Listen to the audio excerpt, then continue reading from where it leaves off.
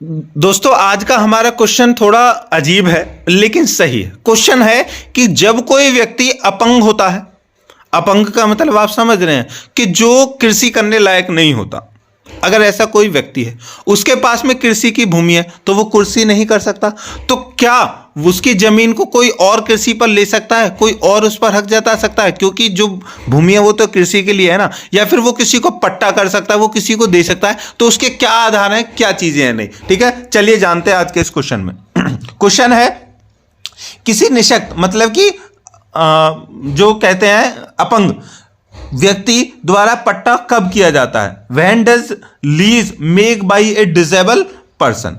देखिए, क्या कोई अपंग अपनी भूमि का पट्टा कर सकता है? तो can a disable make a lease for his holding. तो इसमें क्वेश्चन है, दोनों तरह से कोई सा भी क्वेश्चन आ सकता है। 10 नंबर में ये क्वेश्चन आपको देखने के लिए मिलेगा या फिर वेरी शॉर्ट में भी 4 नंबर में मिल सकता है। तो उत्तर है कि निशक्त व्यक्ति द्वारा पट्टा करना बिल्कुल हो सकता है।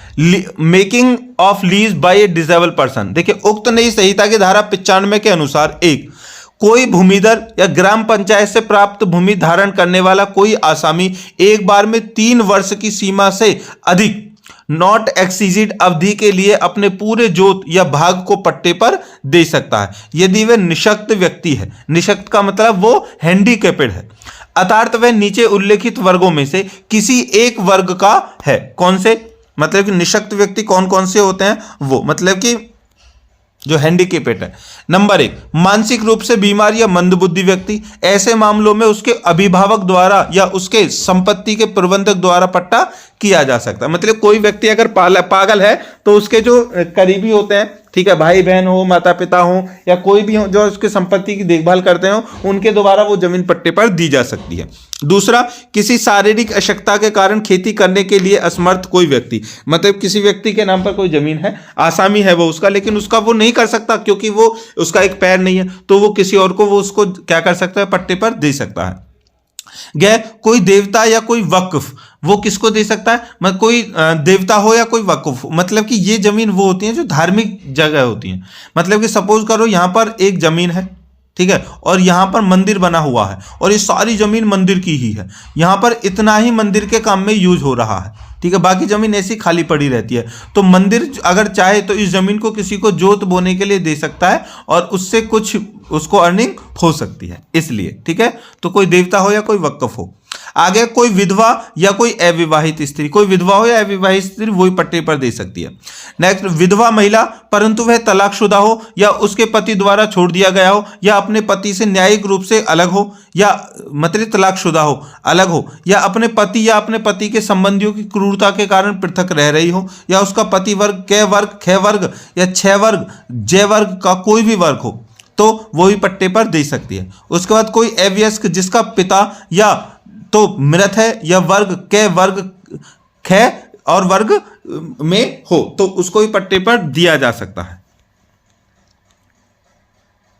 आगे है कि वर्ग जय या वर्ग बै झय या वर्ग अण का हो, क्यों ऐसे मामले में उसकी संपत्ति के अभिभावक द्वारा पट्टा किया जा सकता है। क्या मतलब कि ये जो वर्ग है ना दोस्तों, इस वर्ग को आपको पढ़ना है तो ऊपर वाले क्वेश्चन है उत्तराधिकारी, ठीक है, कि पुरुषों का उत्तराधिकार कौन कौन बन सकता है, तो उस क्वेश्चन को पढ़ ले, वहां से आपको पता चल जाएगा कि कै वर्ग में क्या आता है। कै वर्ग में आता है भैया उसके बच्चे आते हैं, ठीक है, ख वर्ग में कौन, इस तरह से। चलिए आगे है कि 35 वर्ष की आयु से नीचे का व्यक्ति, ऐसा व्यक्ति जो किसी मान्यता प्राप्त शिक्षण संस्था में अध्ययन कर रहा हो और जिसका पिता या तो मृत है या वर्ग के वर्ग ख या जय और झय या वर्ग अण का है, तो वो भी पट्टे पर दे सकता है। मतलब कोई अगर पढ़ रहा है तो उसके नाम पर जमीन है, वो खेती नहीं करेगा, वो पढ़ेगा, उसको पढ़ने का हक है, तो वो उसको पट्टे पर दे सकता है। आगे, भारत सरकार के थल सेना, नौसेना या वायुसेना संबंधी सेवा में सेवारत कोई व्यक्ति या उसके साथ रह रही उसकी पत्नी या उसके साथ रह रहा उसका पति, कोई अन्य व्यक्ति जो विवाहित कारणों से अपनी जोत में खेती करने में असमर्थ है, तो वो भी पट्टे पर दे सकता है। उसके बाद, अवनिरोध के अधीन या कारावास भोग रहा हो कोई व्यक्ति, मतलब कि उस पर प्रतिबंध हो या तो जेल में हो या कोई और भी कंडीशन हो, तो वो भी पट्टे पर दे सकता है। आगे, जहां उत्तर प्रदेश कृषि सुधार अधिनियम 1973 के अधीन कार्रवाइयों में से कोई बैंक किसी भूमि को अधिग्रहित करता है, मतलब कि बैंक से किसी ने लोन लिया, उसका लोन नहीं पटाया तो बैंक उस पर कब्जा कर लेता है, तो वह एक बार में 1 वर्ष से अधिक अवधि के लिए ऐसी संपूर्ण भूमि या उसके भाग को पट्टे पर दे सकता है, और उक्त अवधि की समाप्ति के पश्चात पट्टा धारक का इस प्रकार पट्टे पर दी गई भूमि में कोई अधिकार, हक या हित समान हो जाएगा। स्पष्टीकरण पर मानसिक रूप से बीमार और मंदबुद्धि मतलब कि मेंटली रिटेंड के वही अर्थ होंगे जो मानसिक स्वास्थ्य अधिनियम 1987 अधिनियम संख्या 14 सन 1987 में उनके लिए दिए गए हैं, वरन 14 सन 1987 में उनके लिए दिए गए हैं। तो अब यहां पर हमने आपको कंडीशन पहले स्टार्टिंग की थी कि जो हैंडीकेपेड व्यक्ति वो पट्टे पर दे सकता है, उसके बाद में हमने सोचा चलो सारी कंडीशन बताते हैं कौन कौन पट्टे पर अपनी जमीन को दे सकता है। तो आपने सारी चीजें यहां पर देख ली होंगी, सारा पढ़ लिया होगा। तो कोई भी क्वेश्चन किसी भी रूप में आता है, कोई पट्टे पर दे सकता है, कैसे दे सकता है, वो सारे आपको इतना कैपेबल हो गए हैं कि आप 10 नंबर या 4 नंबर में आता है 4 नंबर प्राप्त कर सकते हैं। तो थैंक यू। तो दोस्तों आ गए हम आपके लिए एक और लॉन्ग क्वेश्चन लेकर के। क्वेश्चन है कि न्यायगमन से संबंधित सामान्य शर्तें क्या हैं? What are the other conditions regarding devolution. अब न्यायगमन क्या है और उससे क्या है, क्या शर्तें रहती हैं, क्या है, इस सब के बारे में आज हम यहाँ जानने वाले हैं। चलिए तो स्टार्ट करते हैं। न्यायगमन मतलब कि डेवोल्यूशन। देखिए न्यायगमन से संबंधित सामान्य शर्तें, conditions, other conditions regarding devolution. देखते उक्त नई संहिता की धारा 114 के अनुसार इस अध्याय के अधीन किसी जोत में हित का न्यायगमन निम्नलिखित शर्तों के अधीन होगा। शर्त जोत में हित मतलब कि जो जमीन जोत की है, जिसको जोत पर दे रखी है, उसमें न्यायगमन मतलब कि एक के बाद दूसरा, दूसरे के बाद तीसरा, इस तरह से होना निम्नलिखित शर्तों के अधीन होगा। डिवोल्यूशन जैसे नंबर 1, यदि किसी भूमिधर, आसामी या सरकारी पट्टेदार की वसीयत के बिना मृत्यु हो जाती है और उसकी मृत्यु के समय कोई बच्चा गर्भ में था जो उसके बाद जीवित पैदा हुआ, तो ऐसे बच्चों को उत्तराधिकार का उसी प्रकार अधिकार होगा मानो यह ऐसे भूमिधर, आसामी या सरकारी पट्टेदार की भूमि के पहले पैदा हुआ या हुई हो। और ऐसे मामलों में उत्तराधिकार ऐसे भूमिधर, आसामी या सरकारी पट्टेदार की मृत्यु के दिनांक से निहित समझा जाएगा। समझ में आ गया? मतलब कोई व्यक्ति है, देखिए सबसे पहले तो न्यायगमन क्या है वो समझ लेते हैं। न्यायगमन का मतलब है दोस्तों, कोई जमीन है यहां पर जोत की, ठीक है, जोत की जमीन है, ये ए है इसका आसामी मतलब कि मालिक, या इसका कृषक या काश्तकार ये है। अब ये क्या है कि ये मर जाता है, ये मर जाता है, तो सरकार के अकॉर्डिंग ये है कि अब ये इकलौता इसका वारिस था, मतलब मालिक था, इसका ना कोई रिश्तेदार है ना कुछ है, ठीक है, ये मर जाता है। अब कंडीशन ये हुई, मरने के बाद में सरकार ने ये जमीन दी थी जोत बोने के लिए, अब ये मर गया तो अब सरकार इसको अपने अंडर ले लेगी। सरकार ने अपने अंडर ले ली, कोई बात नहीं। अब ये जो था, अब इसकी पत्नी थी, ए की पत्नी थी बी, जमीन सरकार के अंडर चली गई। अब ये कह रही है कि सरकार के अंडर जमीन तो चली गई लेकिन उस पर कृषि तो मैं भी कर सकती हूँ, मेरे भी तो होनी चाहिए, पहले जो नियम थे वो बता रहे हैं। उसके बाद में सरकार ने कहा नहीं नहीं, वो पुरुष के लिए ही है, पुरुष वर्ग के लिए। तो उसने कहा कि ठीक है, जब वो मृत्यु उनकी हुई थी उसके समय मेरे गर्भ में एक बच्चा था जो पैदा हो चुका है, वो बड़ा हो गया, तो उसके नाम पर आ जानी चाहिए। कहने का मतलब है दोस्तों, सीधा इतना समझिए कि न्यायगमन का मतलब है एक जमीन को सरकार चाहे तो किसी को भी दे सकती है, उसकी जोत के लिए आसामी बना सकती है, ठीक है, लेकिन न्यायोचित क्या होगा कि एक जमीन किस आधार पर दूसरे को जा सकती है, उसका आधार क्या होगा, उस पर टर्म और कंडीशंस क्या होंगी, वही हम यहां पर पढ़ने वाले हैं, ठीक है। तो उसी को बोलते हैं न्यायगमन। न्यायगमन का मतलब एक जगह से दूसरे स्थान पर चले जाना। तो पहली कंडीशन समझ में आ गई थी, मतलब कि अगर पेट में उसके बच्चा था तो उसके नाम पर ही आनी थी और वो उसका वारिस बनता।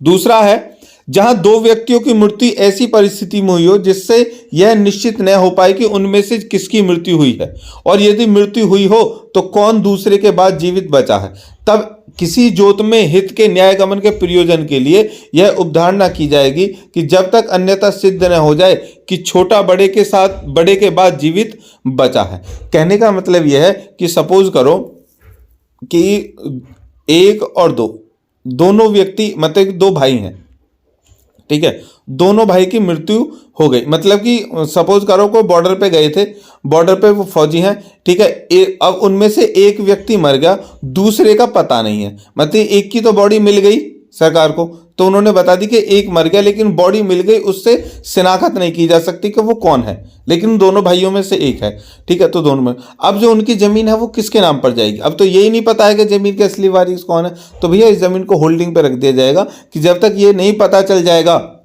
कि जमीन एक्चुअल में मरा कौन है, तब तक इनकी जो जमीन इनके हिस्से में 5-5 बीघा आ रही थी वो ऐसी की ऐसी रहेगी। ना तो इसके बच्चे उसको ले सकते हैं, ना इसके बच्चे उसको ले सकते हैं। कब तक?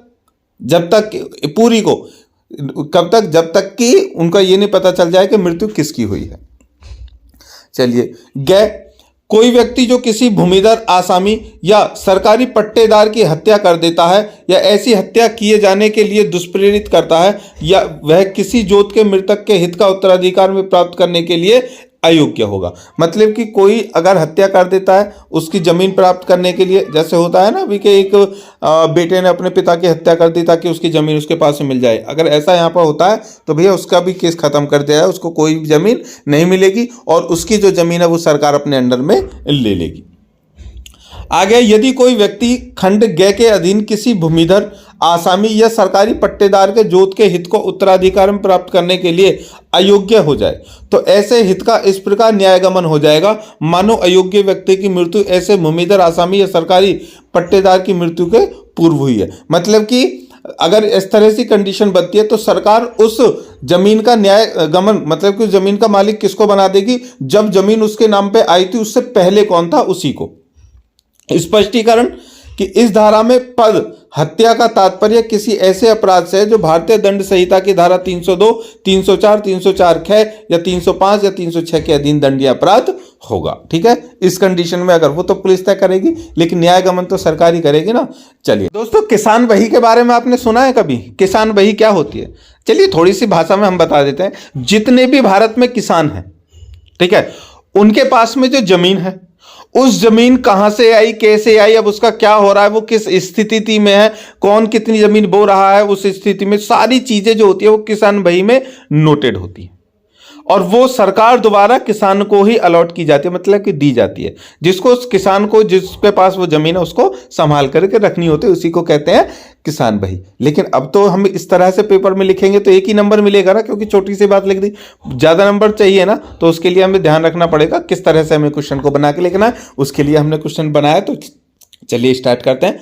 तो क्वेश्चन है किसान बही। किसान बही से आप क्या समझते हैं? किसान बही, किसान बही उक्त संहिता की धारा 41 के अनुसार, देखिए हर बार इस अध्याय के अधीन अधिकार अभिलेख खतौनी तैयार की जाए, कलेक्टर यथाशीघ्र प्रत्येक खातेदार को किसान बही देगा जिसमें ऐसा विवरण होगा जो विहित प्रेस्क्राइब्ड किया जाएगा। कहने का मतलब है कि हर बार, मतलब कि 1 साल बाद या कभी भी जब किसान चाहे अपने खेत की खतौनी ले सकता है। अब जो खतौनी जो तैयार की जाती है वो किसान बही के अकॉर्डिंग की जाती है। तो किसान बही जो है वही खतौनी बनाती है, तो उसी के अकॉर्डिंग जो कलेक्टर होता है वो हर किसान को एक किसान बही देता है। अब किसान बही जिले में किसी खातेदार द्वारा धृत समस्त जोत के संबंध में समेकित जोत बही होगी। कि जोत बही मतलब कि किस तरह से उसकी जोताई, जोत बही का मतलब है कि किसान के जो है अपनी भूमि का कैसे प्रबंध कर रहा है। नंबर 3, संयुक्त जोत की स्थिति में इस धारा के प्रयोजन के लिए यह पर्याप्त होगा कि किसान बही केवल ऐसे एक या अधिक अभिलेखित सह खातेदारों को दी जाए जो इसके लिए आवेदन करेंगे। मतलब कि उसी को दी जाएगी जो इसके लिए आवेदन करेंगे, कलेक्टर देगा। किसान खातेदार किसान बही के लिए ऐसा मूल्य ऐसी रीति से भुगतान करने का उत्तरदायित्व होगा जैसा विहित प्रेस्क्राइब्ड की जाएगी। मतलब कि किसान बही लेने के लिए अगर उसे चाहिए तो भैया जैसा अकॉर्डिंग टू द कानून जितने रुपए होंगे उसके तैयार करने के, बनाने के, वो उसको देने पड़ेंगे।